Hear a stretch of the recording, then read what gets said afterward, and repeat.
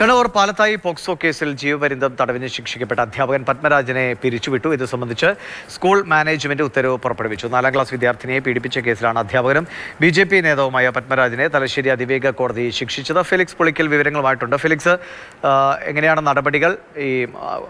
അടുത്ത കോടതിയിലേക്ക് പോകുമെന്ന് ഇദ്ദേഹവുമായി ബന്ധപ്പെട്ടവരും പറഞ്ഞിരുന്നു. അങ്ങനെ നിയമ നടപടി മുന്നോട്ട് പോകുന്നുണ്ടോ? ഈ പിരിച്ചുവിടൽ എങ്ങനെയാണ്?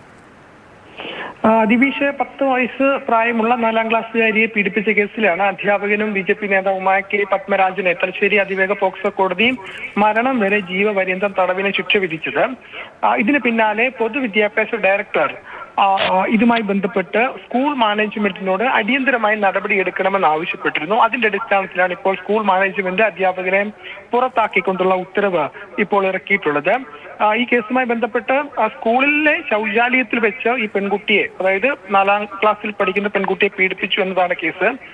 എന്നാൽ പത്മരാജൻ താൻ തെറ്റുകാരനല്ല എന്നതാണ് ശിക്ഷ വിധിക്കുന്ന സമയത്തും കോടതിയോട് വ്യക്തമാക്കിയിട്ടുള്ളത്. അതായത് അപ്പീൽ പോകാനാണ് ഇപ്പോൾ ഈ പത്മരാജൻ തീരുമാനിച്ചിട്ടുള്ളത്. ഏതായാലും ഇത്തരമൊരു ശിക്ഷാവിധി വന്നതിന് പിന്നാലെയാണ് വിദ്യാഭ്യാസ വകുപ്പ് തന്നെ ഇടപെട്ട് അധ്യാപകനെ പുറത്താക്കണം, അത്തരം നടപടി സ്വീകരിക്കണമെന്ന് മാനേജ്മെന്റിനോട് ആവശ്യപ്പെട്ടത്. അതിന്റെ അടിസ്ഥാനത്തിലാണ് ഇപ്പോൾ പുറത്താക്കിക്കൊണ്ടുള്ള നടപടി ഉണ്ടായിരിക്കുന്നത്.